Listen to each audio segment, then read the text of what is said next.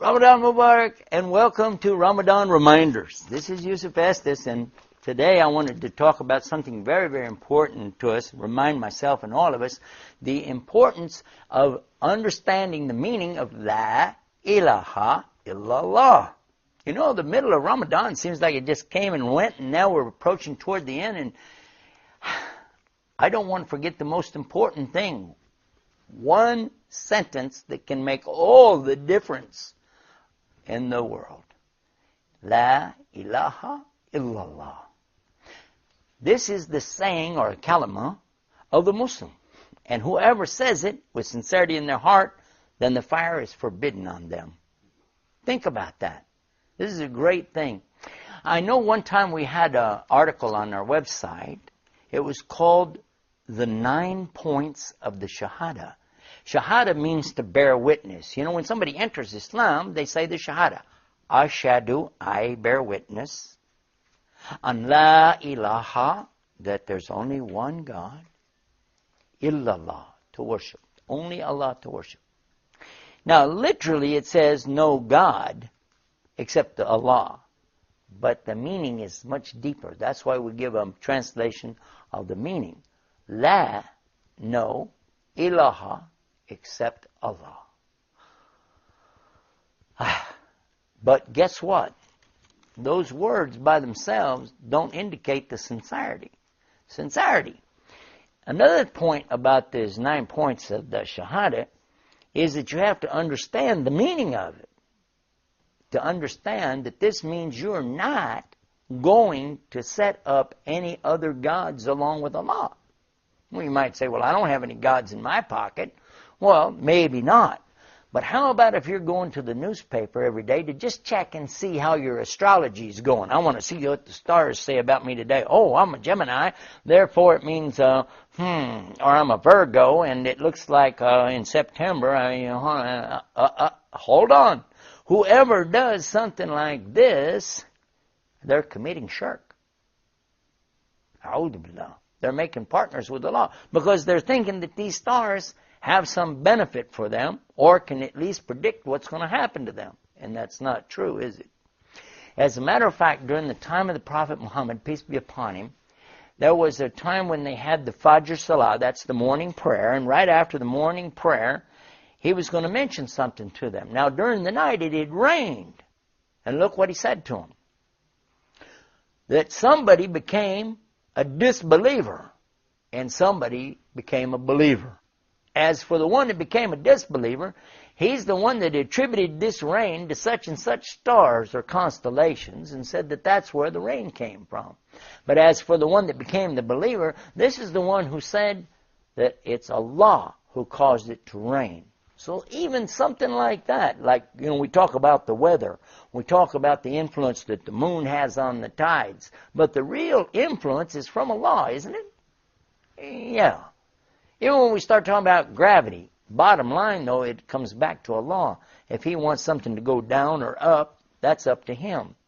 Centrifugal force, but yet there's no force except Allah. La hawla wa la quwwata illa billah. It's something that we have in our language, when we're talking all the time to people about different things, we're allowed to say, well, knock on wood, I hope nothing happens bad today. But even that kind of an expression, when you say knock on wood, you're attributing something as a partner to Allah. In fact, did you know where that really comes from?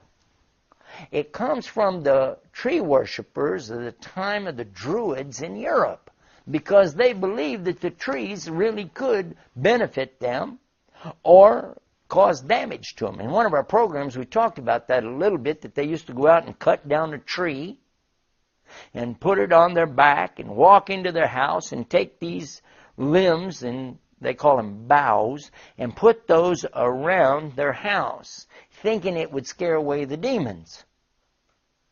But guess what? Even at the time of the prophet Jeremiah, according to the Old Testament, that was forbidden. In the Bible. If you know somebody that knows about the Bible, tell them to go to the chapter of Jeremiah, chapter 10, and read what it says, talking to the believers. Don't go out in the forest. Don't cut down the tree. Don't bring it in. Decorate up your house with it because it can't benefit you and it can't hurt you.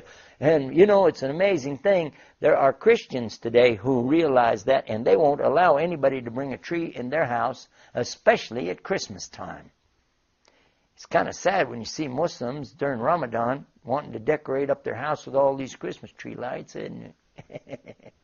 Well, anyway, you know, the most important thing is to realize that when you start doing these things, it's opening a door to get away from La ilaha illallah. And Shaitan is waiting. That's his job, to come to you and I and try to take us to hell.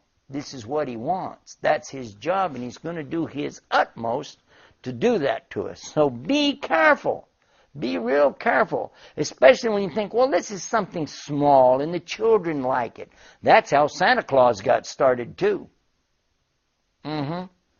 Because they said, well, children like it.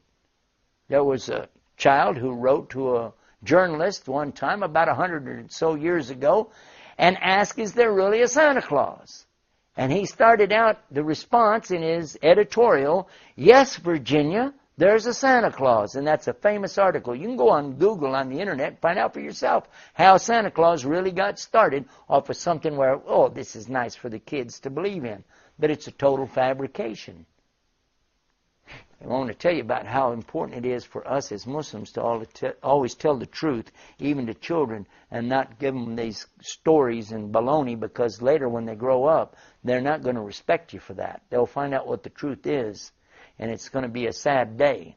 I think it's better for us, you and I, to focus on what Islam is teaching us, and let's teach that to our children and avoid getting into these things about, oh, you know, here's some lights and we'll string that up here. Let's light some candles and play with that nonsense.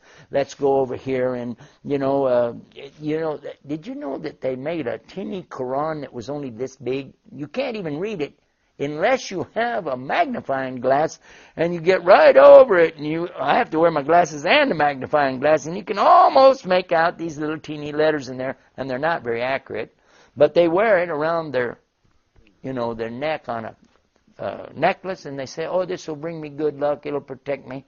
But how is that? When it's only Allah that protects you. And if you want the Quran to protect you, what you do, you read it. You memorize it. You recite it. You let it become a part of your life, and you act on it. Then, and only then, will it be something that will help you, because it becomes one of your reminders, not just in Ramadan, but every single day. Because if you're reading the Quran every morning and reciting it in your salah, what's going to happen, it becomes a part of your life and helps you to remember the most important lesson of all. La ilaha illallah. There isn't anyone to worship. There is nothing worthy of worship except Allah. And only Allah is the one we turn to with our worship. How's that for a reminder? Now, until tomorrow, go to our website. Don't forget the website, RamadanReminders.com. And then we'll see you tomorrow right here for more Ramadan Reminders.